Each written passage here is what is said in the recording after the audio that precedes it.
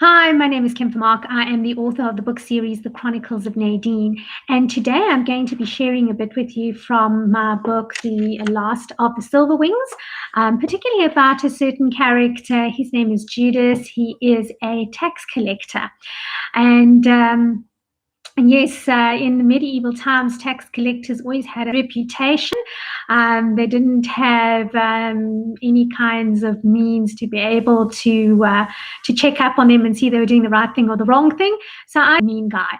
So the story unfolds in with Mukun the dragon, the last of the silver-winged dragon, taking everyone captive, and they all got tunnels, hidden tunnels, so no one really knows any food with them.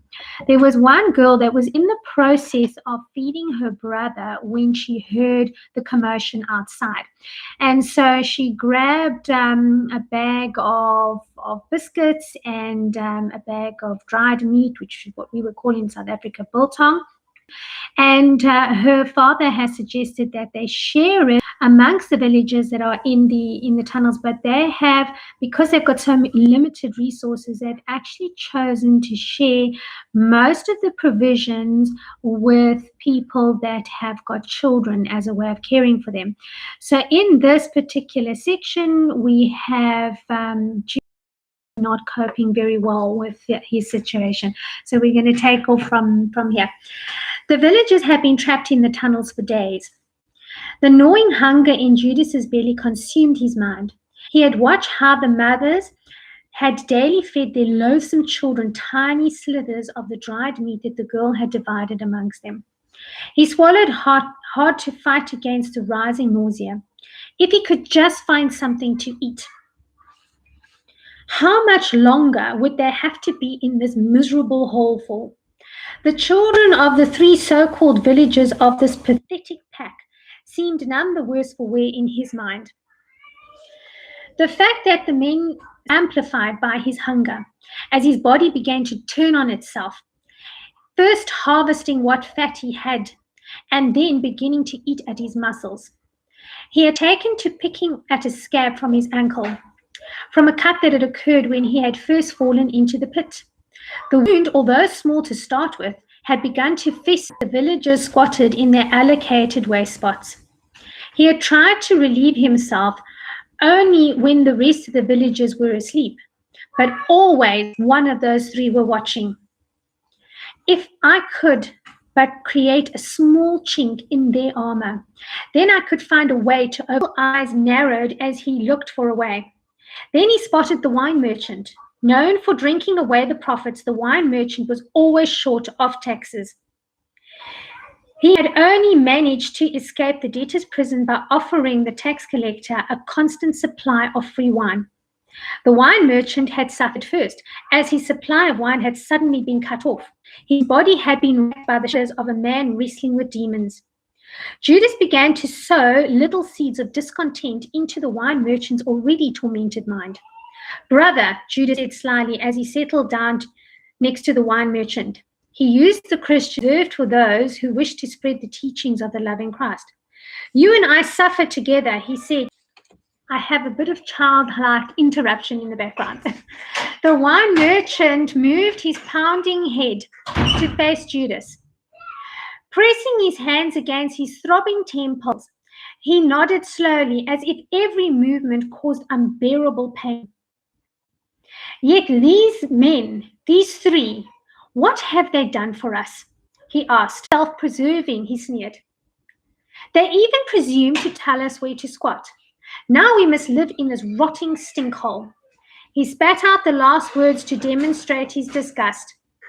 Although at night, when the dragon had been out hunting, he had witnessed either the tanner or the blacksmith looking for ways to escape the stone prison. He did not share his knowledge with the wine merchant. In his paranoia, he did not realize that these men returned to their prison to report that there was no visible way out. If they had found a way out and did not have the villagers' best interest at heart, they would not have returned. The dragon obviously knew the way out, but she never left a trace of her exit route. So try as they may, they could not find it. Yet still, night after night, the search continued. It was true that Nicholas was succumbing to his injuries. The pain had intensified, and now only his single-mindedness in keeping his family safe was the driving force that kept him hanging on. His wife and daughter had prayed for him each day and did what they could to comfort him. But without healing herbs and nourishment to fuel his body to fight the infection, his strength was being drained day by day. But paradise would have to wait. While on this earth, he would be their shepherd just as the Lord was his. Trio watched Judas since their arrival. Although he had not yet made a direct move against him, they all knew it was just a matter of time until he snapped. Each day, he had unraveled a little more, and his nervous tension was like a festering boil that knew. His eyes darted back and forth, watching the men inching himself up into standing position. Marie, he called in a steady and calm voice. Her eyes, wild with fear, found the source of her father's voice. Nicholas' steady, warm brown eyes calmed her. For a moment, he held her gaze. He willed her to keep her eyes fixed on him, his head slightly. It was a deliberate movement which she immediately understood. Ignoring the pressure against her neck, she turned in towards her attacker's body, which released the airway to one side of her neck. Then she bit down hard on his arm. Judas screamed in pain. He grabbed wildly at Marie, but she was already running towards her father. Suddenly, the tanner, finding a clear gap, threw a dagger directly at Judas, piercing his heart. Judas slumped to the ground, yet another, still holding on to his wife for balance, encircled his daughter with his free arm and kissed her gently on the top of her head for Nadine to find help.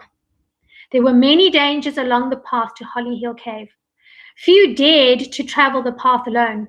Dorothea pushed back her fear for Nadine's safety to comfort Marie. But her thoughts returned to her younger daughter.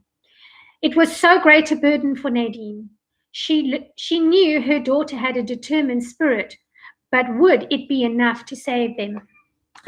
So yes, that's a little snippet of what's happening in that chapter. The nasty Judas came to a sticky end, and I'm pretty sure that when to be rid of him. So yes, I really enjoyed sharing this chapter with you. And if you want to find out any more about the book, I'd really love to share with you. Oh, and by the way, hi Patrick, I see you there. Thanks very much for joining in on my live. And yes, if you want to hear some more, let me know in the comments section. If you want me to discuss on Apple Books as well. Have a super day. Bye-bye.